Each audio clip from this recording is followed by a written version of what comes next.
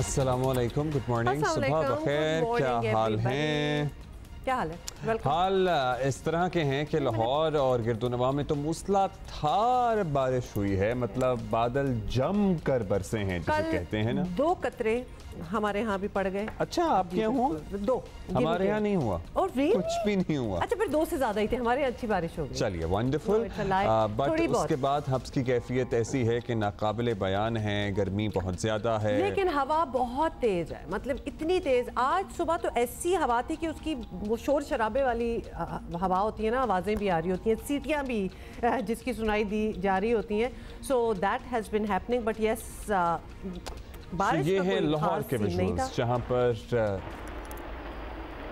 अब्रे करम खुलकर बरसा। ये सही बरसात का विजुअल लग रहा है ना। दरख्त हैं, बड़े बड़े पेड़ हैं, मोटरसाइकिल पे लोग जा रहे हैं, कुछ लोग पैदल चल रहे हैं। वो जो टिपिकल एक बरसात की पिक्चर होती है ना, जो आपके ज़हन में आती है। ये है कि you can actually enjoy the rain, क्योंकि आपको ये भी पता है कि पानी फिर वो इधर उधर भी हो जाएगा या निकाल दिया जाएगा, जो कि आई एम होपिंग कि ऐसा ही हुआ होगा। हाँ, क्योंकि इस वक्त तो जहाँ हम देख रहे हैं विजुअल्स, उनमें तो पानी भरा हुआ। ये एक ही कोने के विजुअल्स हैं हमारे पास। Just there you go. ये मुझे लग रहा है दफ्तर के आसपास के थे, डेविस रोड एंड सराउंडिंग्स लग रही वो थी। तो आपको पता है ज़रा ओल्ड लाहौर एरिया है। हाँ। और वहाँ बारिश होती है तो काफ़ी ठीक ठाक भर भी जाती है। शिमला पहाड़ी भर जाती है ज़रा। That's right. और उसके अलावा लक्ष्मी चौक भी करीबी है। आई गेस वहाँ का मसला हल कर लिया गया है। लेकिन ये है विजुअल्स। हम बस ये मनाजर देख रहे हैं और सोचा आपको भी दिखाएं। इसकी आवाज़ और ये देखकर आपको इस बारिश की खुशबू भी कभी कभी महसूस हो जाती है। वो गीली मिट्टी की खुशबू, और उसके बाद थोड़ी सी ठंड पड़ जाती है। हाँ, देखने और से कहीं कहीं सीवेज के पानी की बू, वो सारा कुछ मिक्स ही हुआ होता है। वो तो सब कुछ चल ही रहा होता है। तो लिहाजा जहाँ बारिश नहीं हो रही आप लोगों के यहाँ और आप हमें आज देख रहे हैं शो पे, तो खुश हो जाएं ये विजुअल्स देख के। This is how it should be in this month actually. लो जी, बच्चे को शैम्पू फड़ाओ।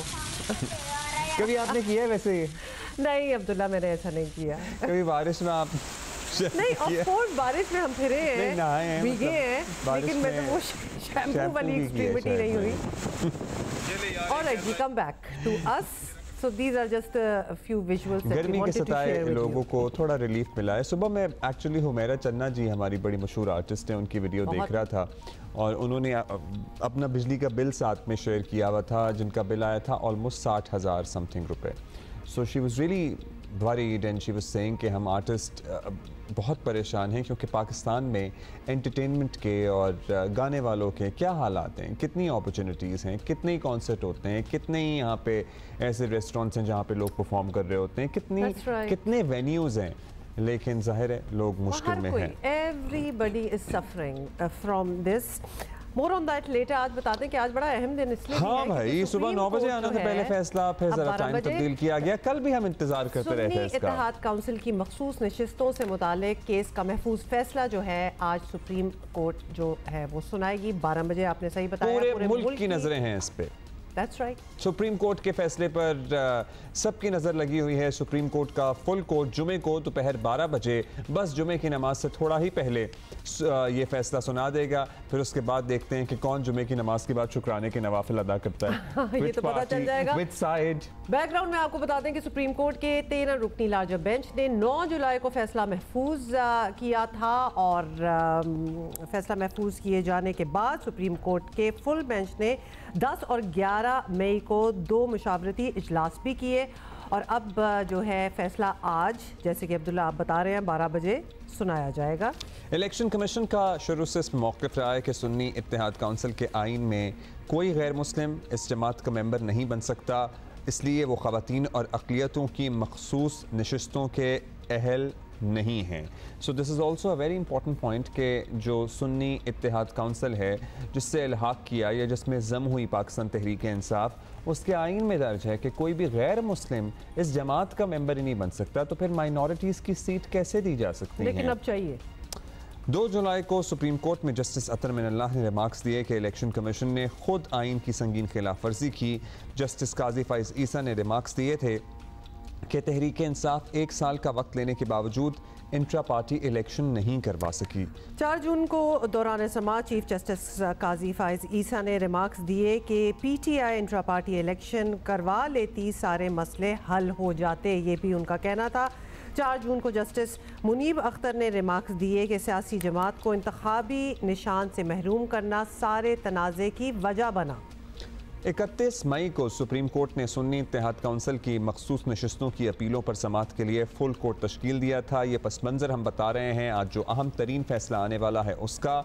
उसके बाद से मुतअद्दिद समातें हो चुकी हैं, बराह रास्त भी नशर की गई हैं ये समातें। 3 मई को मखसूस नशिस्तें ना मिलने का मुकदमा सुप्रीम कोर्ट में समाअत के लिए मुकर्रर हुआ। सुन्नी इत्तेहाद काउंसिल की मखसूस नशिस्तों पर अपीलों की 9 समातें हुई हैं। केस की कार्रवाई सुप्रीम कोर्ट की यूट्यूब स्ट्रीमिंग के जरिए बराह रास्त नशर की गई।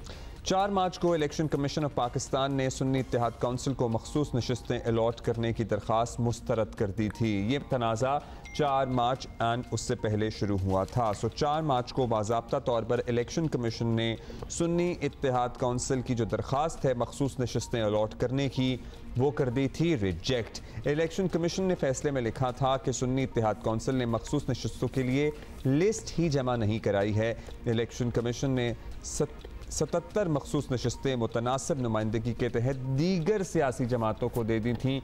This was also a point of concern for the other for particularly Sunni Ittehad council के जो नशिस्तें हैं एज एन उनके हिस्से की उनके मुताबिक वो बाकियों में बांट दी। चलें, ये तो सो एंड सो फोर्थ हम आपको ज़रा रिकैप दे रहे थे। Let's go to our correspondent Arfa Firoz हमारे साथ हैं, नुमाइंदा जियो न्यूज़ इस्लामाबाद से हमें ज्वाइन कर रहे हैं। अरफा, कहाँ हैं आप? आज हम 12 बजे का टाइम दिया गया है, फैसला सुनाया जाएगा, क्या हम एक्सपेक्ट कर रहे हैं? रिएक्शंस की भी हम बात कर लेंगे कि लेकिन हम सुप्रीम कोर्ट के बाहर, सुप्रीम कोर्ट के गिरदो नवाह में कोई प्रोटेस्ट, कोई जश्न, कोई इस किस्म की एक्टिविटीज़ भी एक्सपेक्ट करें?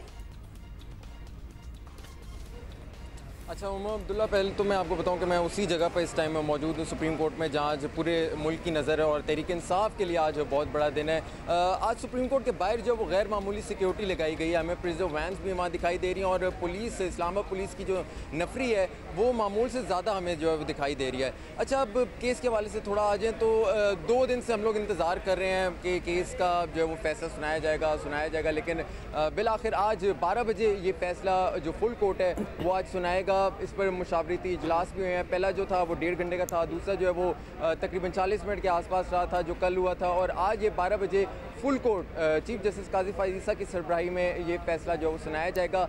ये जो गेम है पूरी मखसूस नशिस्तों के हवाले से, ये आर्टिकल 51 के इर्द गिर्द जो है वो घूम रही है, इसी के अराउंड सारी घूम रही है। जो 336 कौमी असम्बली की जो नशिस्तें हैं उस पर जो उस पर फैसला सुनाया जाएगा, जिस पर ये जो मखसूस नशिस्तें यानी कि माइनॉरिटीज़ और वुमेन की नुमाइंदगी उसमें जो है वो शामिल है। अच्छा, अब इसका क्रक्स अगर आपको बता दूं कि जो इनके दलाइल थे वो क्या थे। जो इलेक्शन कमीशन है उसका ये मौक़िफ़ है, जो मेन जो बातें थी कि एक तो सुन्नी इत्तेहाद काउंसिल ने जो है वो अपनी जो इनके मैनिफेस्टो है उसमें अक़लियतों का जो है वो जिक्र ही नहीं है, तो वो किस तरह से जो है वो अक़लियतों की नशिस्तें क्लेम करने के हकदार हो सकते हैं। दूसरी बात उन्होंने ये कही कि जो सुन्नी इत्तेहाद काउंसिल के जो चेयरमैन हैं उन्होंने अपनी ही पार्टी से जो है वो कागजात नामजदगी जो है वो जमा नहीं करवाई, बतौर आज़ाद उम्मीदवार जो है वो जमा करवाई, तो वो किस तरह से जो है वो आप क्लेम कर सकते हैं कि सुन्नी इत्तेहाद काउंसिल को जो है वो सारी नशिस्तें जो है वो ये तमाम जो है वो मिल जाएँ। अच्छा, जो तीसरा पॉइंट है वो बहुत इंपॉर्टेंट है। सियासी जमात जो है वो हर जमात हो सकती है, लेकिन पार्लिमानी जमात जो है वो हर सियासी जमात नहीं हो सकती। उसकी वजह यह है कि कम से कम एक सीट जो है वो जीतेगी कोई सियासी जमात, तो तब वो पार्लिमानी जमात बनेगी और तब वो हकदार होगी किसी भी मखसूस नशिस्त के लिए। और सुन्नी इत्तेहाद काउंसिल जो कि एक भी सीट उसकी नहीं है पार्लियामेंट में, तो वो फिर इस तरह से जो है वो हकदार हो ही नहीं सकती किसी भी मखसूस नशिस्त के लिए। दूसरी जानिब जो सुन्नी इत्तेहाद काउंसिल के जो वकील थे फैसल सिद्दीकी और जो कमल चौधरी यानी कि आज़ाद उम्मीदवार PTI के थे, उनके जो वकील थे सलमान अकरम राजा, उनके जो है वो मिले जुले जो है वो दलाइल जो है वो एक दूसरे से मिलते जुलते ही थे। अच्छा, एक पॉइंट आपको एक्सप्लेनेशन चाहिए, ये बड़े अहम नुक्ते आपने उठाए हैं कि जाहिर है उसमें नॉन मुस्लिम्स का जिक्र नहीं है, एक भी सीट नहीं जीते, पार्लिमानी जमात नहीं है, लेकिन जो सुन्नी इत्तेहाद काउंसिल / PTI का ये मौक़िफ़ है कि भाई एक तो हमें नहीं दी गई, दूसरा बाकियों में बांट दी गई, उस पर क्या पॉइंट्स रेस किए गए?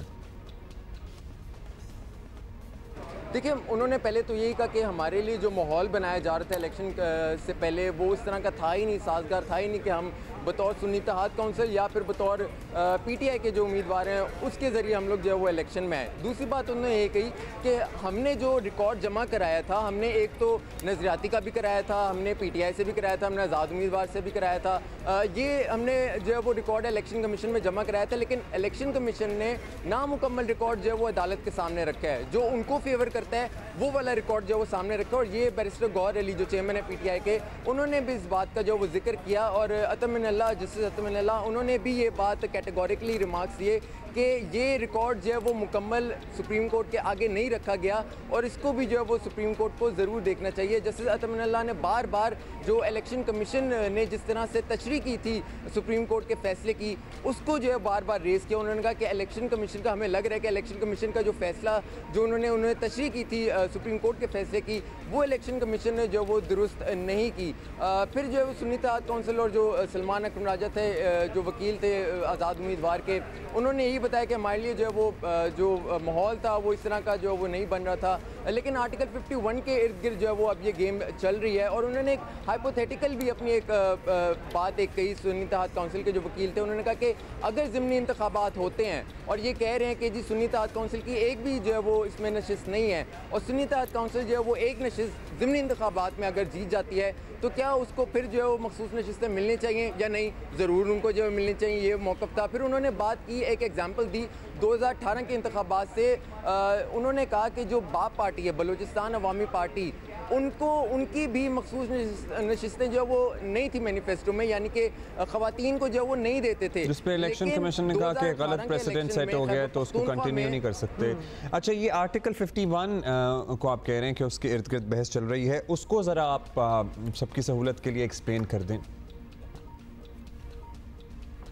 देखिए, आर्टिकल 51 का मतलब यह है कि जो भी कौमी असम्बली की नशिस्तें हैं या फिर सूबाई असम्बली की नशिस्तें हैं, कौमी असम्बली की जैसे फॉर एग्जांपल जो वो 336 जो है वो कंप्लीट है, तो ये हाउस को कंप्लीट करने के लिए ये 336 नशिस्तें जो हैं वो पूरी होनी चाहिए। और इसमें जो 336 नशिस्तें हैं इनमें मखसूस नशिस्तें भी शामिल हैं, दैट इज़ कि वुमेन की भी है नुमाइंदगी और उसमें जो अक़लियती माइनॉरिटीज़ उनकी भी नुमाइंदगी जो है वो शामिल है। और ये एक तरह से जो अटॉर्नी जनरल, और वो पॉइंट जो था अरफा चीफ जस्टिस का कि अगर हम ये खाली रखते हैं तो ये ज़्यादती होगी ख़वातीन और अक़लियतों के साथ, क्योंकि उनकी पहले ही रिप्रेजेंटेशन कम है ऐवान के अंदर, और मखसूस नशस्तें अगर ये नहीं पुर की जाती हैं, खाली रहती हैं, तो फिर अक़लियतों की, नॉन मुस्लिम्स की और ख़वातीन के ज़ाहिर है उनकी हक़ तलफ़ी है। ये बिल्कुल उन्होंने बात जो है बार बार की थी और ये एक्चुअली बात जो अटॉर्नी जनरल ने की थी 2002 में पहली बार मखसूस नशिस्तों की बात जो वो सामने आई थी। जो कौमी असम्बली बनी थी, सूबाई असम्बली बनी थी, उसमें मखसूस नशिस्तें यानी कि वुमेन और जो माइनॉरिटीज़ थी उनको पहली बार 2002 में मिली थी। और अटॉर्नी जनरल ने ये मौक़िफ़ अपनाया था कि जो फैसला किया गया था ये इसी वजह से किया गया था ताकि ख़वातीन को और अक़लियतों को एक रिप्रेजेंटेशन जो है वो कौमी असम्बली और सूबाई असम्बली में दी जाए। और उसकी फिर ये जो आप बात करें, चीफ जस्टिस ने जो उसको सेकेंड किया था कि ये ज़रूरी है, एम्पावरमेंट के लिए भी जो वो ज़रूरी है। तो इस वजह से जो मखसूस नशिस्तें हैं वो इस कौमी असम्बली में और सूबाई असम्बली में जो वो इनको ऐड किया गया था। लेकिन अब देखना होगा कि ये 12 बजे अब फैसला ही सुनाया जाएगा। फुल कोर्ट का ये जो इजलास हो गया, जो समात होगी, इसमें चीफ जस्टिस की सरबराही में तमाम जो है वो जजेस बैठे होंगे 13 रुकनी। और ये पहले तो 9:30 बजे सुनाना था लेकिन फिर इसको कॉज जो है दोबारा जारी की गई और अब ये 12 बजे जो है वो इस केस की जो वो कॉल की जाएगी और फिर ये फैसला, महफूज फैसला जो सुनाया जाएगा। बहुत शुक्रिया, ऑप्शंस जो बहुत ज़्यादा हैं। बहुत शुक्रिया।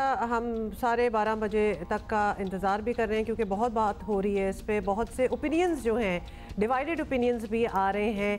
आई think once and for all ये सब कुछ क्लियर हो जाएगा या फिर बड़ी तवील मुशावरत चल रही है, जजेस के दरमियान चली है इस केस को लेके, इसके फैसले को लेके जो पहले महफूज किया गया था। सो या उसके बाद देखते हैं कि आज क्या 12 बजे फैसला सामने आता है।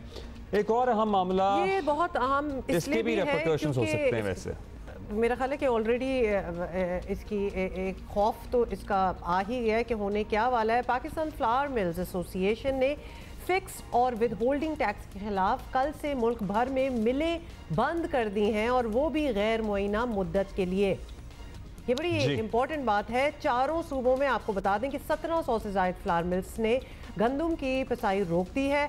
आटे के 5 किलो, 10 किलो और 20 किलो वाले थैलों की तैयारी बंद कर दी है। फ्लावर मिल्स एसोसिएशन का कहना है कि विद होल्डिंग टैक्स से अवाम पर बोझ बढ़ेगा क्लियरली, लेकिन आप सोच सकते हैं कि अगर मिलें इन्होंने बंद कर दिए तो उसके बाद जो होर्डिंग होगी और उसके बाद जो एग्जिस्टिंग फ्लावर के बैग्स हैं उनकी प्राइसेस किधर जाएंगी?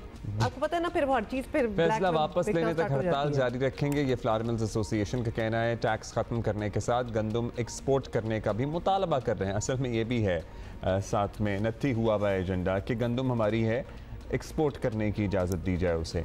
सो पंजाब में गंदम की नकलो हमल पर पाबंदी भी मिल मालिकान को मंजूर नहीं है। वज़ीर आज़म शहबाज शरीफ ने बुध को असम्बली में साफ कहा था कि हुकूमत ने गंदम एक्सपोर्ट करने की इजाज़त नहीं दी है। मैं रिकॉर्ड पे लाना चाहता हूँ कि गंदम की एक्सपोर्ट का कोई फैसला नहीं हुआ कतन। I want to bring this on record. इस मुअज़्ज़ज़ ऐवान की खिदमत में मैं ये अर्ज़ करना चाहता हूँ कि गंदम की एक्सपोर्ट का कोई फ़ैसला नहीं हुआ। अलबत्ता ये बात रिकॉर्ड की है कि इनके ज़माने में गंदम एक्सपोर्ट हुई, शुगर एक्सपोर्ट हुई और फिर गंदम इंपोर्ट हुई और शुगर इंपोर्ट हुई और अरबों खरबों कहाँ गए वो तारीख का हिस्सा। अच्छा, ये एक्सपोर्ट करने वाली बात में क्या ये जज कर चुके होते हैं या फिर ये कैलकुलेट कर चुके होते हैं कि क्या एक्सेस में थी तो एक्सपोर्ट की जाए, वरना होता फिर यही है कि पहले एक्सपोर्ट कर दो, फिर ख़त्म हो जाए, फिर कमी पड़ जाए, फिर इंपोर्ट करनी पड़ती है। मतलब ये सिलसिला भी एक हो सकता है, बट आई एम श्योर कुछ ना कुछ कैलकुलेशन चल ही रही होगी। पहले ये हो चुका है ना कि जितनी एक्सपोर्ट की इजाज़त थी उससे कई ज़्यादा एक्सपोर्ट कर दी गई, फिर हमें वापस खरीदनी पड़ी। इमेजिन करें। हाँ, ये हो चुका है बहुत बार। तो ये हड़ताल ऑब्वियसली जारी रही तो आपको पता ही है कि हमारे लिए कितनी मुश्किल पड़ जाएगी बेसिकली आवाम के लिए। और ऑब्वियसली खदशा तो यही है कि आटे की कीमतें बहुत बढ़ेंगी। मतलब शायद इन्हें एक्सपोर्ट की इजाज़त मिल जाए, इनके मुतालबात भी पूरे हो जाएं, क्योंकि ये मनवा लेते हैं ना। और हमेशा से हुकूमतें इन बड़ी बड़ी इंडस्ट्रीज़ के सामने except for the salaried class घुटने टेकते आए हैं। सो फिर इसलिए उनका बस नहीं चलता तो वो कहते हैं कि सैलरीड क्लास तो कुछ कर नहीं सकते, ज़ाहिर है क्या करेंगे। अच्छा जी, chairman Pakistan flour mills association Asim Raza हमारे साथ हैं। आसिम रज़ा साहब, अब बताएं कि बजट में टैक्सेस हर तबके पर लगे हैं। माशी हालात और IMF शराइत की वजह से रेवेन्यू बढ़ाने के लिए ऑब्वियसली लगने ही थे, यही हमें बताया भी जा रहा है। तो जब सब ये बर्दाश्त कर रहे हैं तो आपको क्या इशू है, ये आप बता दें। हड़ताल पे क्यों जा रहे हैं और माशी बहाली में हिस्सा क्यों नहीं ले रहे? अच्छा, गुजारिश है कि ये कोई टैक्स नहीं लगा हम पे। हमें विद होल्डिंग एजेंट बनाया गया कि हम जिन डीलर्स को माल बेच रहे हैं हम उनकी जो हम सेल कर रहे हैं उसको विद होल्ड करें अमाउंट को और डिपॉजिट करें। इसी तरह जब हमारा होलसेल डीलर है उसको भी विद होल्डिंग एजेंट बनाया गया। वो आगे जब रिटेलर को देगा तो वो उसको अगर नॉन फाइलर है तो उसकी 2.5% के हिसाब से अमाउंट को विद होल्ड करेगा और अगर फाइलर है तो 0.5। और फिर जब पेमेंट वापस फ्लोर मिल्स की तरफ आएगी तो वहाँ पे 5.5% वो विद होल्ड करेगा। ये टैक्स नहीं लगा, ये एडवांस टैक्स की डिडक्शन होती है जो विद होल्ड करके बाद में एडजस्ट हो जाती है। कहीं ना कहीं से तो चलें शुरू करना होता है, ज़ाहिर है। अब FBR का निज़ाम भी एक सवाल जायज़ है कि क्यों खुद से नहीं कर पा रहा है। आप लोग हड़ताल वगैरह करके ज़ाहिर है प्रेशर भी डाल रहे हैं टैक्स ये ख़त्म कराने के लिए या कलेक्शन का तरीक़ाकार बदलने के लिए, लेकिन इससे पहले ही आटे की कीमतें बढ़ने लगी हैं, बढ़ा दी गई हैं। इस तरह से सर टैक्स का अफेक्ट आपने आगे मुंतकिल तो करना ही होता है, तो फिर हड़ताल की एक्सप्लेनेशन दे दें हमें, या फिर आप ये इस सिस्टम में नहीं पढ़ना चाहते कि हम कुछ रखें, मतलब आपको झंझट में पढ़ना ही नहीं है टैक्स वैक्स के। आपको याद होगा आज से सिर्फ 2.5 या 3 महीने पहले यही रेट्स 2800 रुपया 20 किलो के और 1400 रुपया 10 किलो का रिटेल हो रहा था मार्केट के अंदर।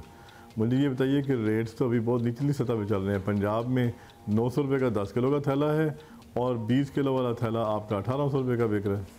तो रेट्स तो अभी निचली सतह पे हैं, रेट्स ने तो ऊपर जाना है, इसका कतन इससे ताल्लुक़ नहीं है। हमारा सिर्फ कहना इतना है कि जो विद होल्डिंग एजेंट बनाया गया फ्लोर मिल्स को और उनके होलसेल डीलर्स को, यहाँ से जो पहले एग्जम्पशन थी उस एग्जम्पशन को बहाल किया जाए, क्योंकि हमारी ग्राइंडिंग चार्जेस 100 किलो के ऊपर सिर्फ 1000 रुपये है, जिसके अंदर बिजली का बिल ग्राइंडिंग चार्जेस के अंदर आता है। उसको जो क्लॉथिंग कर रहे हैं हम कि जिस थैले में जम पैक कर रहे हैं उसकी 150 रुपये प्राइस आती है। इसी तरह तमाम तनख्वाहें हैं और बाकी सारी चीज़ें हैं। तो 1000 रुपये के ऊपर आप 600 रुपया कहते हैं जी कि 5.5 के हिसाब से टैक्स करें। मुझे बताएं कहाँ से वो पैसे आएंगे? डेफिनेटली उसने अमाउंट ने ऐड अप होना है। अगर ये टैक्स लगता है तो एक थैला 20 किलो का कम से कम 150 रुपया आजकल के रेट्स के मुताबिक उसके ऊपर ये इजाफा आएगा। और जैसे जैसे गंदम की कीमतें और बढ़ती जाएंगी वैसे वैसे ये 150 से बढ़ के 200 तक चला जाएगा। अच्छा आसिफ रज़ा साहब, हड़ताल अब यूं ही जारी रही तो मुल्क में आटे की किल्लत पैदा हो जाएगी, अवाम तकलीफ में आएंगे और आपके मुतालबात जो है वो मान लिए जाएंगे। ऑब्वियसली प्लान तो यही होगा आप लोगों का, लेकिन अगर हुकूमत ने मुतालबात ना माने और सख्त इक़दामात का फैसला कर लिया तो फिर क्या करेंगे? उसके बाद का क्या सोचा है?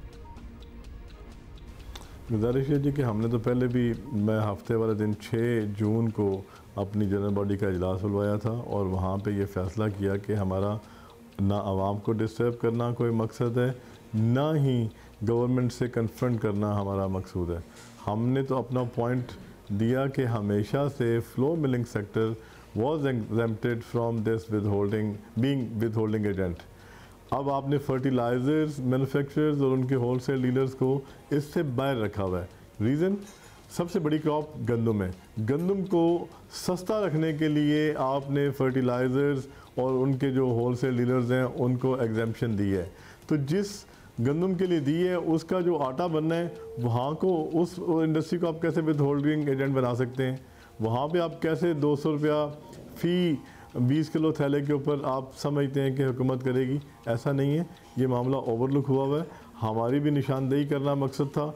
और अगर होल्डिंग की बात है तो भाई जब तक इसकी प्राइसेस ना बढ़ें या ये एग्जेम्पशन ना हो हम इंडस्ट्री चलाने के काबिल ही नहीं है।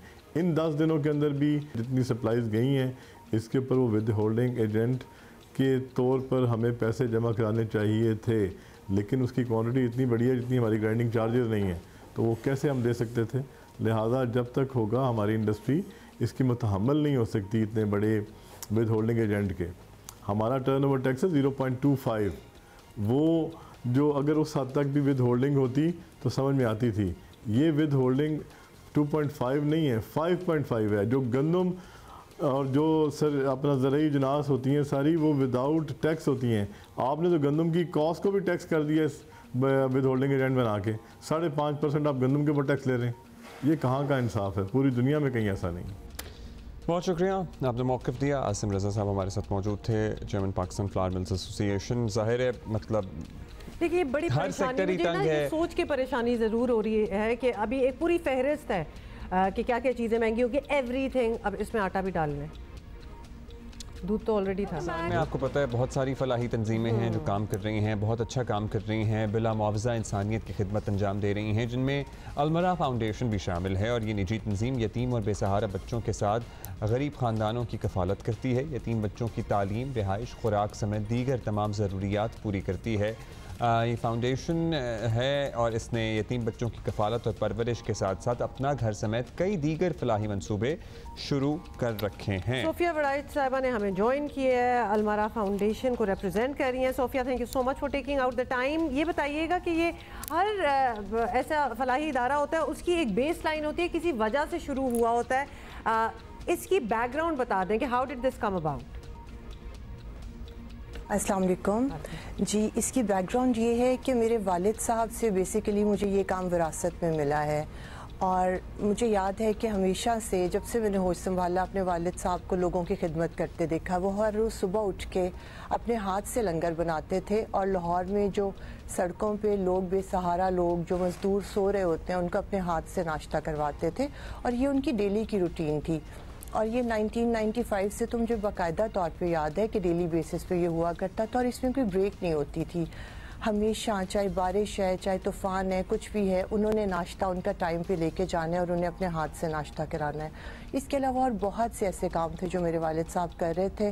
और 2009 में मेरे वालिद साहब का इंतकाल हो गया और मैं क्योंकि उनकी इकलौती औलाद हूँ तो मुझे और मेरे हस्बैंड महबूब को लगा कि हमें इस काम को आगे लेके चलना है, तो इस तरह से ये सिलसिला शुरू हुआ। तो अब आपने जब सोच लिया कि इस काम को आगे लेकर चलना है, कुछ बातें तो हमने भी बताई कि आप किस तरह से एक्सपैंड कर चुके हैं, क्या क्या एरियाज़ हैं जिन पे आप फोकस किए हुए हैं? ज़ाहिर है कोई एक फलाही तंजीम सारे काम नहीं कर सकती। What is your area of focus? बिल्कुल, हमारा बेसिकली जी ये जो मेरे वालिद साहब ने स्टार्ट किया था फीड द हंग्री प्रोग्राम, जो आज तक चल रहा है, आज भी अल्हम्दुलिल्लाह डेली बेसिस पे हमारे घर से रोज़ाना सुबह 700 साढ़े 700 लोगों का लंगर जाता है। इसके अलावा हम लोगों का जो मेन फोकस है, जो मैंने 2 साल पहले शुरू किया, मैंने और मेरे हस्बैंड ने अपना घर बनाया, यतीम और बेसहारा बच्चों के लिए अपना घर, जिनका इस दुनिया में कोई नहीं है। क्योंकि जब हमने ये काम स्टार्ट करना था तो हमने बहुत से ऑर्फनेजेस विज़िट किए, बहुत से ऑर्गेनाइजेशंस का विज़िट किया, तो जो एक चीज़ हमें कमी महसूस हुई वो ये थी कि हर कोई छत तो दे रहा है, समहाउ एजुकेशन भी दे रहा है, खाना भी बच्चों को मिल रहा है, लेकिन बच्चों को ओनरशिप नहीं है, बच्चों को वो यकीन, वो मान, वो एक जो कॉन्फिडेंस होता है ना वालिदैन के होते हुए, वो नहीं मिल रहा। तो हमने ये डिसाइड किया कि हमने अपना घर देना है, उन बच्चों को वालिदैन का प्यार देना है। और हमारे पास जो बच्चे हैं वो मुझे मामा कहते हैं और मेरे हस्बैंड को पापा कहते हैं, और वो बच्चे उसी तरह रहते हैं जिस तरह से हमारे अपने 4 बच्चे अपने घर में रहते हैं, उसी तरह वो तमाम बच्चे। कितने बच्चे हैं अभी आपके पास इस घर में? हाँ, कुछ नंबर्स आप शेयर करें। दिस इज़ कमेंडेबल जो आप बता रही हैं, और ख़ासतौर पे इस तरह इतने सालों से ये आपका काम जो है चलता आ रहा है। कितने बच्चे होंगे अगर यतीम बच्चों की बात करें? ये मैं आपको थोड़ा सा क्लियर करती जाऊं कि हमारा ये जो फीड द हंग्री प्रोग्राम है ये 1995 से चल रहा है। ठीक है। और ये जो हमने बच्चों का सिलसिला शुरू किया, हमने 2 साल पहले अलमीरा फाउंडेशन को रजिस्टर कराया। इससे पहले जो काम कर रहे थे वो खुद से हम लोग एज फैमिली कर रहे थे, लेकिन 2 ईयर्स पहले हमने अलमीरा फाउंडेशन को रजिस्टर कराया और फिर हमने इन बच्चों के लिए अपने घर बनाए। ये जो अपना घर का काम है ये 2 साल पहले स्टार्ट हुआ है, और इस वक्त हमारे पास 2 साल में 220 बच्चे हैं, जिनमें से हमारे पास बेटे भी हैं, हमारे पास बेटियां भी हैं, और कुछ क्रिश्चियन बच्चों को भी हमने अडॉप्ट किया है और हम उनके भी वालिदैन हैं। तो ये बताइएगा सोफिया कि ये वैसे तो ऑब्वियसली हम पूरे मुल्क में ही देखते हैं और बड़ी ज़रूरत है, क्योंकि बच्चों को इस तरह आप सड़कों पे देख रहे होते हैं, भीख मांग रहे होते हैं, और दिल चाहता है कि कहीं इनको लेके जाया जाए, कोई ऐसा घर हो, कोई इनकी कफालत करे। तो बच्चे क्या खुद आपकी तरफ आते हैं, कुछ फैमिली मेम्बर्स छोड़ के जाते हैं, आप लोग खुद स्पॉट करते हैं, ये किस तरह, हाउ डज इट वर्क? ये डिफरेंट तरीक़ों से बच्चे आते हैं। कुछ बच्चों के बारे में जब हमें पता चलता है कि वो ठीक हालत में नहीं है, उनके वालिदैन नहीं रहे, रिश्तेदार अच्छा सलूक नहीं कर रहे, तो हम जाते हैं उन बच्चों के जो इर्द गिर्द के लोग हैं, हम उनसे जाके बच्चों को अडॉप्ट करते हैं। इसके अलावा लोग खुद भी रब्ता करते हैं, जैसे कोई ऑर्फन है, उसके चचा, फुफ्फो, मामू, वो हमसे खुद कॉन्टेक्ट करते हैं, और फिर हम जाके प्रॉपर हमारी टीम वेरिफिकेशन करती है और उसके बाद हम उन बच्चों को अडॉप्ट करते हैं। अच्छा, कोई अगर आपके साथ कंट्रीब्यूट करना चाहे, किसी बच्चे को अडॉप्ट करना चाहे और आपका निज़ाम देखना चाहे, क्योंकि पता है ना आपको, फिर ये बड़ा ट्रिकी काम है, पर्टिकुलरली जहाँ बच्चे इन्वॉल्व होते हैं, क्योंकि हमारे यहाँ बहुत सारे केसेस अभी तो कुछ रिसेंट ही हुए हैं ह्यूमन ट्रैफिकिंग वगैरह के। सो किस तरह से लोग कंट्रीब्यूट कर सकते हैं और ये देख सकते हैं सारा? यहाँ पे बिल्कुल हमारे UN नंबर्स हैं, हम लोग रजिस्टर्ड ऑर्गेनाइजेशन हैं, और हर जगह पे हम लोग ये बात करते हैं कि जो भी विज़िट करना चाहे वो ज़रूर आके विज़िट करे। बल्कि अगर हमें कोई कॉल करता है ना US से या कहीं दूर से कि हम आपके साथ कंट्रीब्यूट करना चाहते हैं, तो हम उनसे एक ही बात कहते हैं कि प्लीज़ आप पहले विज़िट करें। और इसके अलावा अगर आप यहाँ पे नहीं आ सकते तो आपको कोई फैमिली मेम्बर या आपके कोई दोस्त जो यहाँ रहते हैं वो आके विज़िट करें। हमें कोई भी कॉल करके हमसे टाइम लेके विज़िट करने आ सकता है। और टाइम लेके इसलिए कह रही हूँ बिकॉज़ यहाँ बच्चे हैं तो वॉक इन नहीं होता कि कोई भी अचानक आ जाए और अंदर आ जाए। 5-10 मिनट्स का टाइम दे के भी अगर कोई आ जाता है, हम प्रॉपर वेरिफिकेशन करके उसको ज़रूर विज़िट कराते हैं। We can see in the visuals एक बाकायदा स्कूल भी है, अलमरा grammar school and a lot of other things। बिल्कुल, अलमरा ग्रामर स्कूल है जिसमें ना सिर्फ ये तमाम बच्चे एजुकेशन हासिल कर रहे हैं, बल्कि इर्द गिर्द से सोसाइटी के जो अच्छी फैमिलीज के बच्चे हैं वो भी वहाँ के तालीम हासिल कर रहे हैं, और इसका स्टैंडर्ड बहुत शुक्रिया Sophia for being with us, and हम आपको मुबारकबाद देंगे कि आप इतना ज़बरदस्त काम कर रही हैं, and it is truly inspiring. Thank you so much for being with अस। और पाकिस्तान क्रिकेट बोर्ड ने साहबजादा फरहान को पाकिस्तान शाहीन्स का कप्तान मुकर्रर कर दिया है। वो दौरा ऑस्ट्रेलिया में रेड बॉल सीरीज़ में पाकिस्तान की क़यादत करेंगे। और ऑस्ट्रेलिया में बांग्लादेश ए के खिलाफ मैचेस के लिए स्कॉट से हसनैन शाह आउट हो गए हैं और उनकी जगह ये सारी बातें तो ऑब्वियसली हमने आपको बतानी ही हैं, लेकिन और भी बड़ी बातें क्रिकेट से रिलेटेड, जैसे कि क्रिकेट में मेजर सर्जरी की जो बातें हो रही है ना अब्दुल्ला, उसकी भी तो हमने अपडेट देनी होती है। तो अब तक क्यों कोई शाहीन की तरह क्यों कोई बीमार है क्या? हाँ बिल्कुल ऐसे ही बहुत से लोग बीमार हैं और सर्जरी होनी चाहिए जी। अच्छा जी, टीम सेलेक्ट करने वाले कुछ लोग जो हैं वो फारिग हो गए हैं, मगर खेलने वालों की किस्मत का फैसला क्या होगा ये मामला अब तक इब्हाम का शिकार है। अलबत्ता कुछ खिलाड़ियों के बारे में इधर उधर से बातें ज़रूर सुनने को मिल रही हैं। ख़ास तौर पर कुछ खिलाड़ियों के बारे में तासुर है कि वो खुद को नागुज़ीर समझते हैं और स्टारडम का एडवांटेज लेते हुए डिसिप्लिन की ज़्यादा परवाह नहीं करते। Well you know everybody kind of says that. Social media ही देख लें तो वहीं आपको एक इंडिकेशन जो है, एक तासुर मिल जाता है। ज़राए बता रहे हैं कि शाहीन शाह अफरीदी, जिन्हें वर्ल्ड कप से पहले कप्तानी से हटा दिया गया था, और उनसे भी किसी ना किसी हद तक जवाब तलबी हो सकती है। वैसे जब टीम में सर्जरी की बात उन तक पहुंची थी तो उनका जवाब भी आपको पता ही है कि उन्होंने क्या कहा था। कुछ खास संजीदा नहीं था। अब एग्जैक्टली क्या कहा था, हालांकि हम उसको काफ़ी बार रिपीट कर चुके हैं, तो आप एक दफ़ा सुन लें। अच्छा, मोहसिन नकवी साहब कह रहे हैं कि वो सर्जरी करने जा रहे हैं। किसकी है? बीमार कोई बीमार हो गया? टीम आप क्या तो कह रहे हैं, कौन सी सर्जरी होनी चाहिए? To be honest I don't know, मुझे इस चीज़ का या तो ही एक्चुअली डिडंट नो कि ये स्टेटमेंट आया है मोहसिन नकवी की तरफ से और व्हाट इट मेंट, या फिर वो मजाक कर रहे हैं कि क्यों कोई बीमार हो गया है। अब I can't tell the difference, पता है उनकी एक्सप्रेशन से डिफरेंस ही पता चल रहा। इन एनी केस आपको साथ साथ ये भी बता दें कि क्या व्हाई आर यू लाफिंग? वैसे मैं कह रहा हूँ ये अच्छी बात तो नहीं है। आप कहें जी मुझे तो पता ही नहीं लग रहा इनके एक्सप्रेशन देख के कि संजीदा है कि मजाक कर रहे हैं। वैसे ही मैं अच्छा तो फिर कह दें what did he mean? No you say it. I am just saying that I am giving him the benefit of doubt. और अब तो फिर आप कह दें। अच्छा, बाबर आजम कप्तान बरकरार रहेंगे या नहीं, उस पर भी कयास आराइयां हो रही हैं। आपको क्या लगता है कि रहेंगे कि नहीं? हाँ नहीं ना बताएं मुझे आप। डोंट वांट टू से और predict anything. Don't want to listen to the truth. यहाँ भी क्रिकेट बोर्ड के लिए फैसला करना ज़ाहिर है आसान नहीं होगा। बोर्ड के पास ऑप्शंस बहुत ही महदूद हैं। दूसरा कप्तान बाबर आजम का वाज़े मौक़िफ़ ये सामने आया है कि वर्ल्ड कप में नाकामी के वो अकेले ज़िम्मेदार नहीं हैं। जिस तरह एज अ टीम जो है वो नहीं खेले, ये किसी एक बंदे की वजह से, मैंने आपको बोला कि किसी एक बंदे की वजह से नहीं हारे, एज अ टीम हम हारे। ये नहीं कि सिर्फ एक बंदे के, आप जिस तरह पॉइंट आउट कर रहे हैं कि कप्तान की वजह से। अब मैं हर एक जगह के बंदे की जगह जाके नहीं खेल सकता।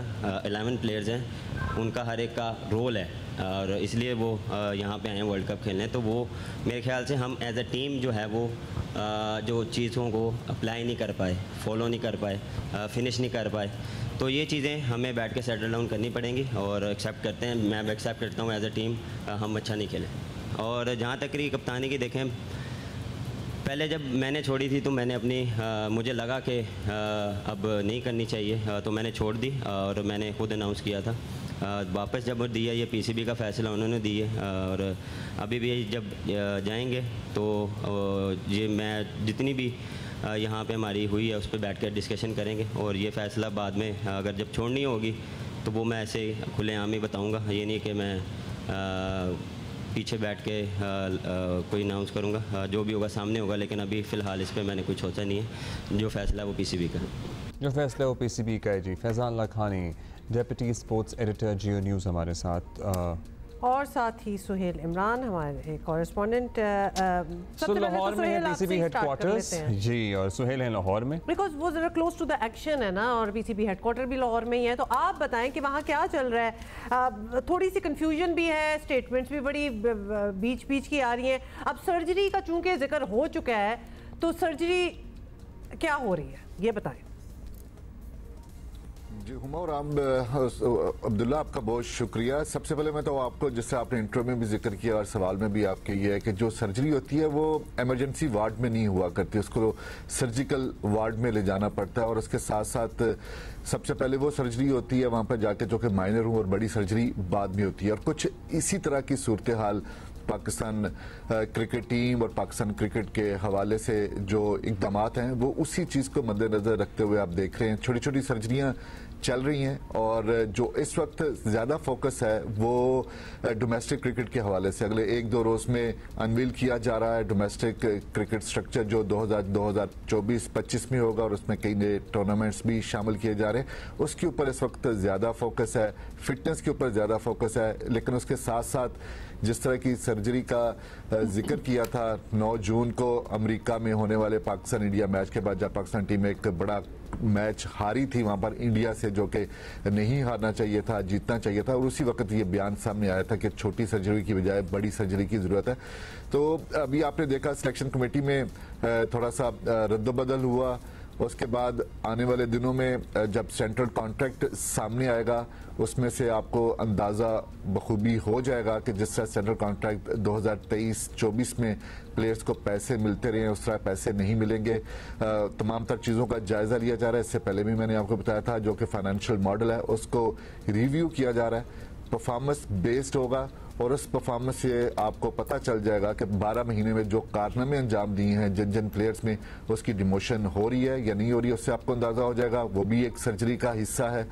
और उसके बाद जब आपके टीम अनाउंसमेंट का वक्त आएगा जो कि वाइट बॉल है, जो कि नवंबर में है, और मिड अक्टूबर में जाकर जो टीम है वो उसका अनाउंसमेंट होगा, क्योंकि उससे पहले पाकिस्तान की कोई वाइट बॉल सीरीज नहीं है। उससे 3 टेस्ट इंग्लैंड के खिलाफ खेलने हैं, 2 टेस्ट आपके बांग्लादेश के खिलाफ हैं, और टेस्ट और जो टीम है वनडे की, ये जो वाइट बॉल की टीमें हैं, इनमें से थोड़ा सा रद्दोबदल डेफिनेटली है। और जब आपको वाइट बॉल की टीम सामने आएगी उसमें से 4 से 5 खिलाड़ी ऐसे होंगे जो उस वाइट बॉल का हिस्सा नहीं होंगे जो सीरीज खेलनी है पाकिस्तान ने ऑस्ट्रेलिया में जाकर, वो भी सर्जरी का एक हिस्सा है। तो ये थोड़े थोड़े वक्फे के साथ आपको पता चलता रहेगा कि किस शोबे में कहां पर सर्जरी हुई है। कहीं छोटी सर्जरी होगी, कहीं पर बड़ी सर्जरी होगी। कप्तान का मुस्तकबिल क्या होगा वो भी हम पूछेंगे आपसे सोहेल भाई। अभी हम फैजान के पास चलेंगे और जी कंप्लीट योर थॉट प्लीज। जी, क्योंकि आपने जिक्र किया तो मुमकिना तौर पर मैं आपको यहाँ पर बता रहा हूँ कि मुमकिना तौर पर ये सोच विचार हो रही है और सीरियसली सोच विचार हो रही है कि जो वाइट बॉल का है या जो जिस T20 का है कि एक कप्तान जो है वो तब्दील किया जाए। लेकिन अभी इसके ऊपर कोई फैसला नहीं हुआ, क्योंकि 3-4 कमेटियां हैं जिस पर मुशावरत जारी है। वाइट बॉल के जो कोच हैं हेड, वो गैरी कर्स्टन, वो यहाँ पर मौजूद हैं। लेकिन मुमकिन तौर पर आने वाले दिनों में जब वक्त आएगा वाइट बॉल सीरीज का, तो उस वक्त आपको कोई नया कप्तान जो है वो दिखाई दे सकता है। तो बेसिकली छोटी छोटी सर्जरियों की बात हो रही है। स्टार्ट तो हमने सिलेक्शन कमेटी से ही देख लिया था, तो एक वो एक्सपेक्टेशन जो थी कि जी बहुत मेजर सर्जरी होगी वो, और लोग सोच रहे थे कि एकदम से ही कोई टक लगेगा, ऐसा कुछ नहीं होने वाला। फैजान, अब आप तो वर्ल्ड कप में थे, वहाँ आपने टीम से मुलाकातें की, टीम को देखा भी, उनकी अपनी आपस में केमिस्ट्री भी देखी, ग्रुप बंदी की जो बातें हो रही हैं, ग्रुपिंग्स थी, वो भी आपने कुछ नोटिस किया? कुछ आपको टेंशन नज़र आई या फिर आपको लगा कि ये जो हो रहा है ये ओवरऑल क्रिकेट के लिए अच्छा नहीं है? जब मैं वर्ल्ड कप से वापस आया था और जब इसी शो पे बैठा था, तो मैंने जब आपने जब मुझसे सवाल किया था, मैंने कहा था कि मुझे जो एक चीज लगी वो ये महसूस हुई कि टीम में हार्मनी नहीं है। और ये चीज मुझे वहां बैठ के भी महसूस होती रही थी कि हार्मनी नहीं थी। उसके कुछ भी रीजन हो सकते हैं, मैं ये बराह रास्त इल्जाम नहीं लगा सकता कि प्लेयर्स ने डेलिबरेटली अंडर परफॉर्म किया होगा या जो चीजें जिस तरह कयास आ रहा है हो रही होती है। बट जब आप फील्ड में खेल रहे होते हैं ना, तो ऐसा नजर आ रहा था कि हाफ हार्टेड खेल रहे हैं, और उसके कुछ भी रीजन हो सकते हैं। बट एक वो जो चीज आपको चाहिए होती है ना, नजर आने से पता चलता है कि यार बाबर ने जिस तरह बात की कि हम एज अ टीम हारे, जीतते भी तो एज अ टीम जीतते। बट पॉइंट इज जो आप मैदान में खेल रहे थे, क्या वो आप एज अ टीम खेल रहे थे या अपना अपना खेल रहे थे? मुझे फील्ड में वर्ल्ड कप कवर करते हैं महसूस हुआ कि वो जो एक टीममैनशिप वाली जो चीज होनी चाहिए, जो फील आनी चाहिए ना, वो नहीं आ रही थी। यानी बैकग्राउंड में जितनी भी ना बनती हो या ग्रुपिंग्स वगैरह हो, ऑन द फील्ड वो यूनिटी नहीं नजर आ रही थी जो एक टीम की होनी चाहिए। हुमा, साथ में 2 बड़े फैसले हुए फैजान, उनको भी साथ ही आप प्लीज आप राय दीजिएगा अपनी। वहाब रियाज साहब, अब्दुल रज़ाक साहब, दोनों को हटाया गया उनकी जिम्मेदारियों से और उन्होंने कहा जी हमने अकेले ने क्या किया है। सो ये वहाब साहब का कितना अमल दखल होता था कप्तान के साथ दीगर मामलात में? आपने तो जाहिर है सब कुछ देखा है। देखिए फाइनल 11 तो वहाँ पे कोच और कप्तान मिलके बनाते थे, वहाँ आप इतना इंटरफेरेंस नहीं करते थे। बट आप यहाँ वहाँ की इस बात से इत्तेफाक बनता है कि जब आपने सिलेक्शन कमेटी अनाउंस की थी, जो 7 मेंबर सिलेक्शन कमेटी अनाउंस हुई थी, तो उसमें हर किसी का इक्वल बराबर वोट था, चाहे वहाब रियाज थे, चाहे कप्तान थे, चाहे असद शफीक थे, चाहे मोहम्मद यूसुफ थे, उन सब का इक्वल वोट था। उसके बाद अगर 2 सेलेक्टर्स पे ये कह के हटा देना कि इन्होंने जो प्लेयर सेलेक्ट किए वो परफॉर्म ना कर सके, या तो फिर आप उस मीटिंग के मिनट्स को आप पब्लिक करें कि किस किस सेलेक्टर ने कौन कौन से प्लेयर्स को लेना चाहा, उसके बाद फिर आप बात करें। वरना आज के बाद इस तरह जब आप कहेंगे कि वहाब रियाज ने और अब्दुल रज़ाक ने फला प्लेयर को लिया और वो परफॉर्म नहीं कर सका, इसलिए ये सेलेक्टर फारिग, तो आज के बाद कोई भी सेलेक्टर, इस रवैये के बाद कोई भी सेलेक्टर कभी भी किसी भी प्लेयर के लिए स्टैंड नहीं लेगा कि इसको खेलना चाहिए, क्योंकि उसको यही डर होगा कि अगर ये नहीं परफॉर्म कर सका तो मेरी नौकरी चली जाएगी। बिल्कुल, एंड में अकाउंटेबिलिटी होगी। प्लेयर्स को सेलेक्ट करना है, आप प्लेयर परफॉर्म करें नहीं, अगर प्लेयर परफॉर्म नहीं करता तो उस प्लेयर की अकाउंटेबिलिटी होनी चाहिए। सेलेक्टर से ये सवाल आप जरूर करें कि कोई XYZ प्लेयर की परफॉर्मेंस क्या थी, वो किस बेस पे पाकिस्तान टीम में सेलेक्ट हुआ गया, इस पे तो आप सेलेक्टर से सवाल कर सकते हैं। लेकिन जब एक प्लेयर सेलेक्ट होता है, वो टीम में आता है और वो परफॉर्म नहीं करता, तो इसका सवाल उस प्लेयर से ज्यादा बनता है कि भाई तुम अच्छा, एक खबर है हमारे पास, और बताना आपको ये है कि शाहीन आफरीदी जो हैं वो बांग्लादेश के टेस्ट मैच मिस कर सकते हैं। हेड कोच जेसन गिलिप्सी का ये बयान सामने आया है और उसकी वजह है बड़ी अच्छी सी। उसकी वजह यह है कि Shaheen is expecting a child. So Shahid Afridi नाना बनने वाले हैं इंशाल्लाह अनकरीब, और शाहीन आफरीदी जो हैं उनके यहाँ और उनकी अहलिया के यहाँ baby is coming, so in a few weeks actually. हाँ, वही मैं कह रही थी कि मतलब वो टाइमिंग फिर इस तरीके, क्योंकि बेबी तो कमिंग तो काफ़ी मतलब महीने हो जाते हैं, तो लाइक इतना दूर नहीं है। हाँ, लेकिन सवाल फिर ये बनता है कि क्या इस वजह से this will be the reason, या फिर वैसे भी उनको सोचा जा रहा था कि उनको ब्रेक दी जाए थोड़ी देर के लिए, क्योंकि ऑब्वियसली इंक्वायरी भी तो एक चल ही रही है। उनके एटीट्यूड के हवाले से भी ज़राए से खबरें तो आ रही थी ना। सुहेल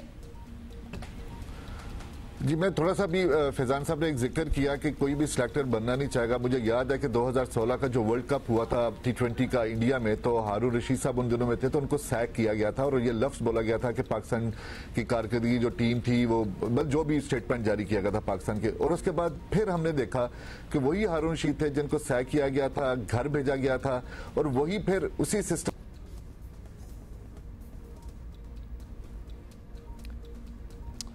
बारिश हो रही है ना लाहौर में, तो सोहेल भाई आपकी जरा तार हिल गई है मेरा ख्याल है। बिल्कुल, मतलब उनके सर पे नहीं बारिश हो रही थी, कहीं बाहर बारिश हो रही थी। तार बाहर से आ रही है ना, वापस आ गए, वापस हो गया, राब्ता बहाल हो गया। जी सोहेल कंटिन्यू।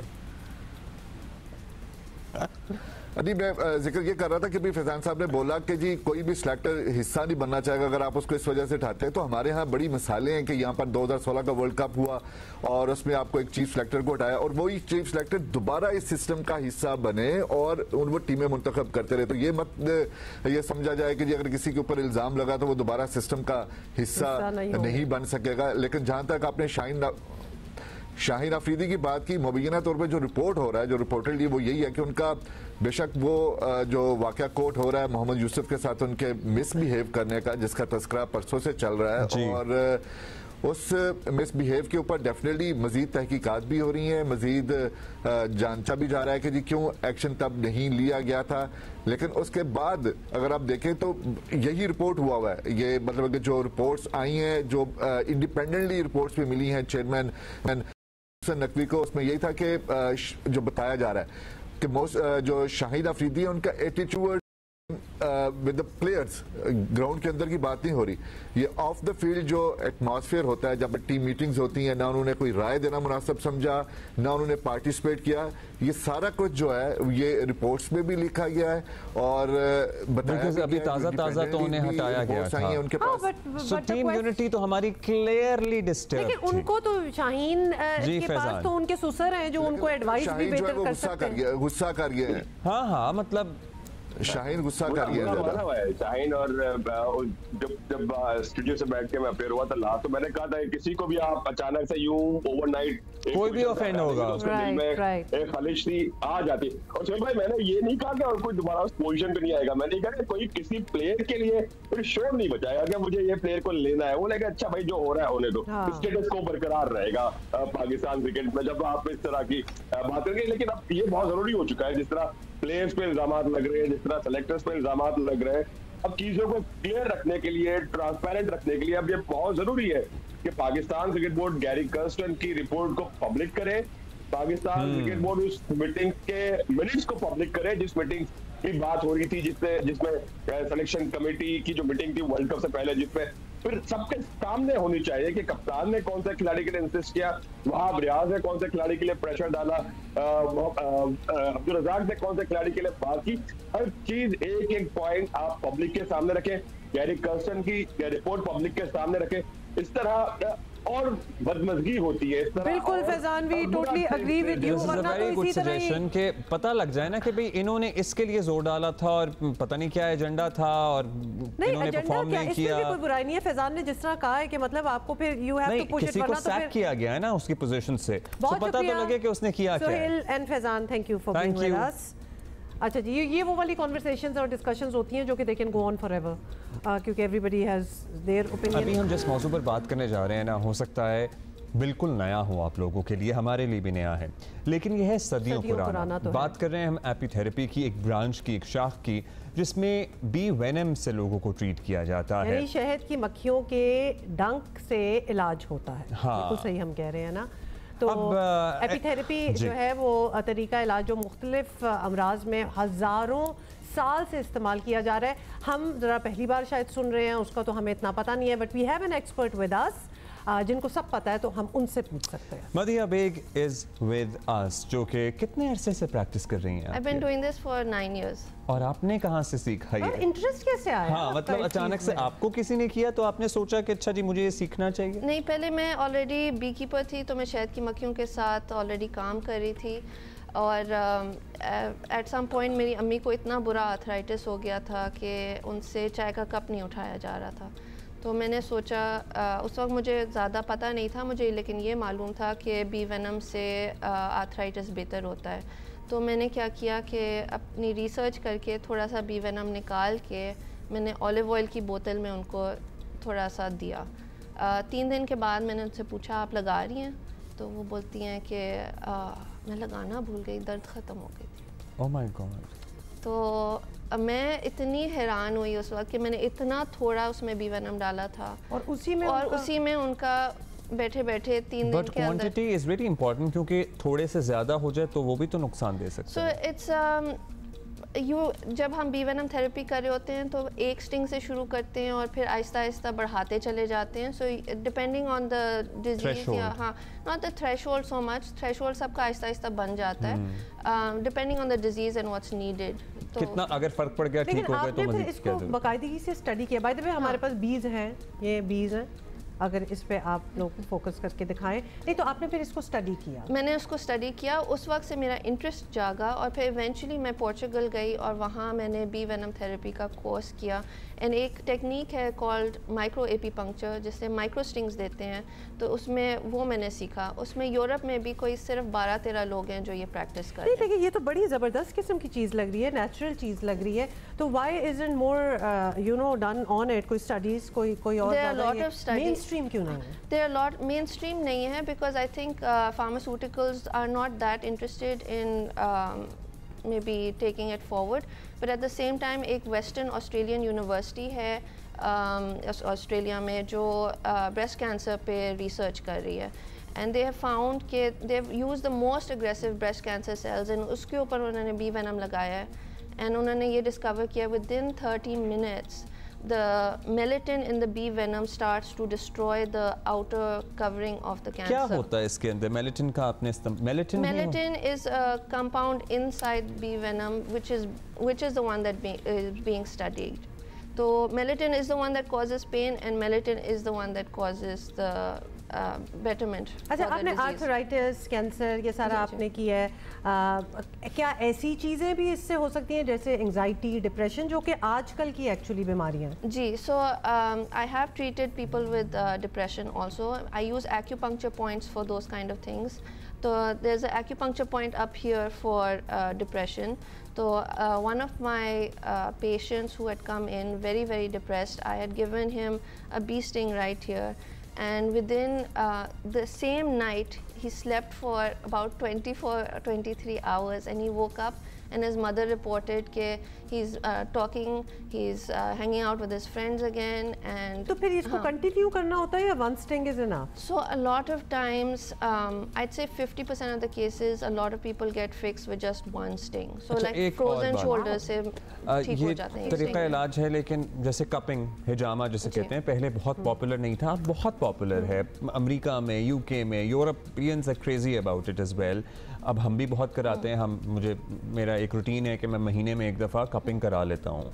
सो क्या अगर आपको कुछ नहीं भी फील हो रहा तो भी आप ये थेरेपी के तौर पर ले सकते हैं? अगर आपको कोई बीमारी नहीं भी है, आपको डेफिनेटली बी स्टिंग्स करवाने चाहिए, बिकॉज इट्स एंटी कैंसरस. आपके अगर कोई भी कैंसर का सेल गलती से आ भी गया आपकी बॉडी में, तो वो जो है बी वेनम उसको डिस्ट्रॉय करके रिमूव कर देगी. Bee venom is also anti viral, antibacterial. तो आपके कोई फ्लू या जो कि आजकल इतने रैम्पेंट है, मतलब पर्टिकुलरली जो लोग पब्लिक प्लेसेस पे जाते हैं, जिम जाते हैं, स्पोर्ट्स करते हैं बच्चे, हर तीसरे हफ्ते फ्लू हुआ होता है. सो फ्लू होना बंद हो जाता है when you start getting bee venom therapy.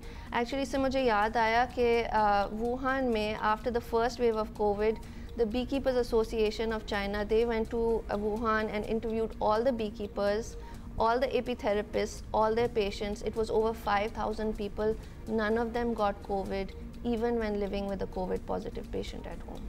चलें जी, मेरा ख्याल है हम इस बात पे आ ही रहे थे क्योंकि कोविड के जो दिन थे ना, वहाँ बड़ा ट्रायल और टेस्ट टाइम था. वहाँ जब चीजें वर्क आउट, कौन से कहवे और तो यानी हम पत्ते और क्या लोगों ने किया कोविड एट दैट टाइम. लेकिन डिड यू गेट प्रीएम्प्टिवली, आपने कुछ स्टिंग? मैं उस वक्त अपने फ्रेंड्स को, फैमिली को, मैं I flew into Karachi to my grandparents to give them stings. I give my मामू स्टिंग्स इन कराची. तो फिर व्हिच मींस कि इन लोगों ने तो वैक्सीनेशन भी फिर कराने की जरूरत नहीं पड़ी होगी या कराई? वो आई डोंट नो करवाई कि नहीं करवाई, लेकिन अपना पर्सनल, लेकिन nobody got Covid.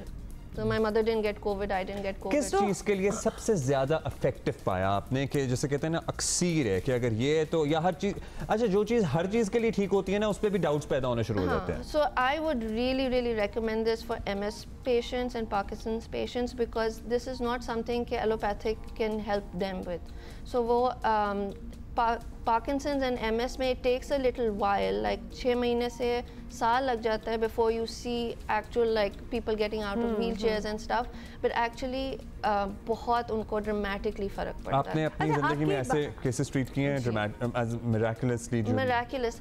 I had this one woman who came in with पूरा 1 foot of hers was 100% nerve dead because of her diabetes, and her doctors in the US had confirmed that there's nothing she can do to fix her foot.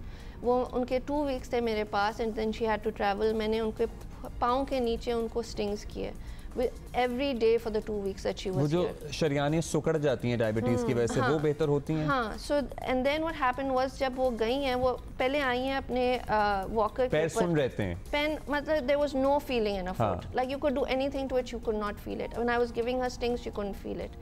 And 2 हफ्ते के बाद she left walking without her walker, and when I did this under her foot, she felt it. लेकिन आप मुझे एक बात बताएं. देखिए, बात ये है कि जब कुछ चीज़ें होती हैं too good to be true time, तो फिर बनता है कि उसके ऊपर सवाल हो. किसी को ट्रीट कर दिया, अब हम इसको ट्रीट कर रहे हैं या मैनेज कर रहे हैं, ये 2 डिफरेंट चीज़ें हैं. खासतौर पे अगर ये जो आपने एग्जांपल फुट वाला दिया है, मतलब diabetes is a very serious thing, तो ये पूरी ट्रीटमेंट हो गया, बस हम उनकी पेन मैनेजमेंट या इस किस्म की चीज़ें कर रहे हैं? So most of the time, I would say 60 to 80% of the people get cured very quickly, and the rest of them उनको थोड़ा time लगता है, like 4-5 महीने लगते हैं. So but it all comes down to yes, most diseases are curable with bee venom. अच्छा मदीहा, हमने पहले सोचा था लाइव डेमोन्स्ट्रेट करेंगे, लेकिन हमारे लिए आपसे बात करना बहुत ज़्यादा अहम है और हम तो अपना ट्रीटमेंट जो है वो ब्रेक में भी करा लेंगे, लेकिन ये लोगों को बताना, इसकी नॉलेज देना was more important then demonstrating it live. हमने सोचा था वरना कि हम आपको करके दिखाएंगे, मगर उसमें ही हमारे 3-4 मिनट ज़ाया हो जाते हैं, क्योंकि लोगों को इन्फॉर्मेशन ये पहुंचना बहुत ज़रूरी है, इसलिए हमने बात आपसे तवील की है।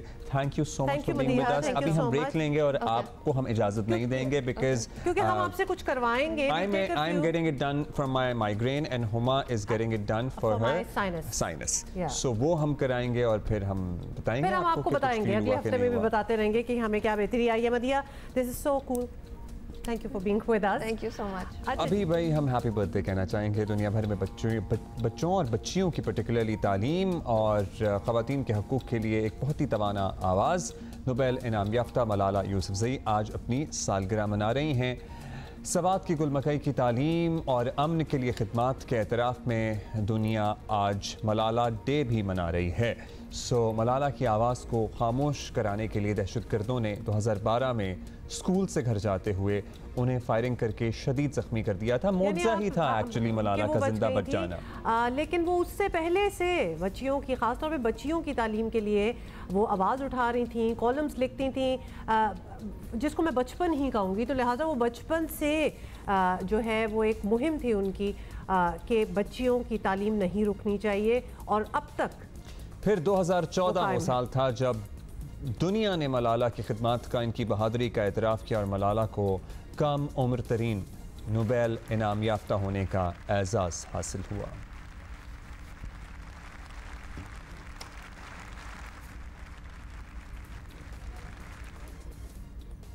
Happy birthday to Malala.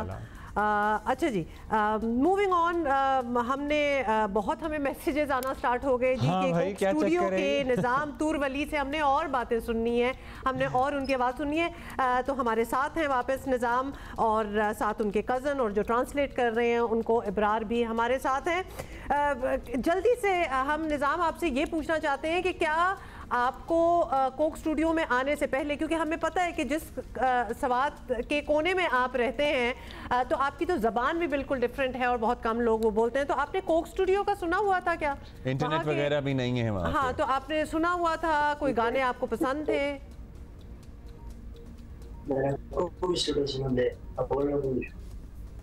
निज़ाम कह रहे हैं कि कोक स्टूडियो का नाम इन्होंने जिंदगी भर नहीं सुना था, बल्कि इंटरेस्टिंग स्टोरी ये कि जब हम पहली दफा इनको लेके जा रहे थे फॉर कोक स्टूडियो शूटिंग और सारी चीजें, तो इन ये जिंदगी में कभी भी उस पहाड़ से नहीं गए, इवन नीचे विलेज है उस सिटी के बाजार में भी नहीं गए, तो ये भाग गए। और हमें फिर 3 दिन वो डिले करना पड़ा, क्योंकि इनको लगा कि ये लेबर के लिए लेके जा रहे हैं, क्योंकि as everyone in his family does. तो जब पहली दफा हम इनको लेके गए तो इनके लिए बड़ा अजीब एक्सपीरियंस था, जहाज में बैठना और फिर जहाज में कराची आना। कराची में बीच जाके इन्होंने हमसे पहली दफा कहा कि ये बीच पहुंच के कहते हैं कि यार यहाँ पे पाकिस्तान खत्म होता है कि दुनिया खत्म होती है। तो इनके लिए ये बड़ा एक अजीब एक्सपीरियंस था, और ये स्टोरी असल में टार्ज़न की स्टोरी है। एक बच्चा जो जिंदगी भर कभी भी पहाड़ से और मेडो से नहीं निकला था, आज वो दुनिया के one of the biggest musical platforms में अपनी ज़बान और अपने आप को रिप्रेजेंट करता है। Absolutely, this is a true story in itself। लेकिन ये बताइएगा निज़ाम, आप पढ़ाई तालीम के हवाले से स्कूल या आगे कुछ कर रहे हैं कि नहीं कर रहे?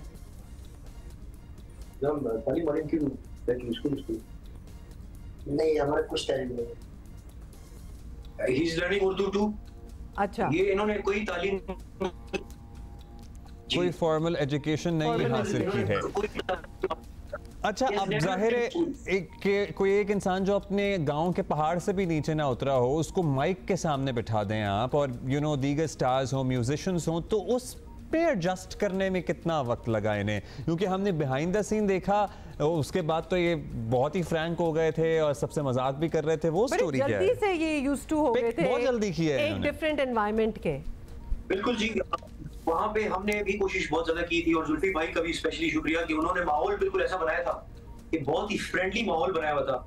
वहाँ पे निज़ाम जब माइक पकड़ के गा रहे थे तो वहाँ पे बहुत ज्यादा मुश्किल हो रही थी, क्योंकि इन्होंने माइक पे कभी गाया नहीं था। फिर हमने जुल्फी भाई ने एक स्टैंड लगाया जिसमें माइक लगा हुआ था, और निज़ाम अपने नेचुरल उसमें चला गया, और वो जो सेट देख के निज़ाम बार बार हमें कह रहा था कि ये बिल्कुल ऐसा लग रहा है कि वो मेडो है, मेरा ये कहते हुए मेरा घर लग रहा है, उसमें वो फूल और उस सारी चीजें बिल्कुल इसको अपने मेडो किया।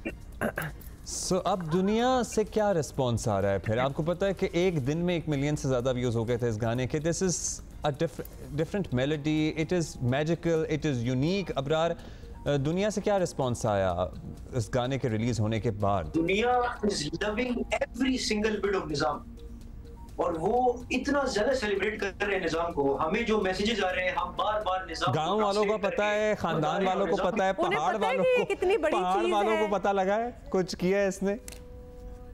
पहाड़ वालों को बिल्कुल पता है, हमने पहाड़ वालों को बताया भी है, हमें अभी वो राब्ते भी कर रहे हैं। और निजाम जब से गाना रिलीज हुआ है ही इज विद अस, तो अभी इंशाल्लाह ये जब वापस जाएंगे तो वहाँ पे सारे लोग इसके इस्तेमाल के लिए भी आएंगे, क्योंकि उनको भी बहुत ज्यादा कॉल्स आ रही हैं। लेकिन उनके वालिद साहब को अभी भी पता नहीं है। वालिद साहब से कल मेरी बात हुई, वालिद साहब कह रहे थे कि मुझे अभी मैंने गाना भी नहीं सुना और मुझे पता भी नहीं कि हुआ क्या है, लेकिन लोग बहुत ज्यादा फोन करके सेलिब्रेट कर रहे हैं। अच्छा जी, ये भी एक दुनिया है और हम टाइम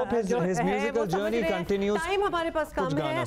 हम फिर से निजाम का कोई गाना सुनना चाहते हैं, बेशक कोक स्टूडियो वाला ना हो, कुछ और सुना सकते हैं, इनके इलाके का कोई और गाना हो जाए।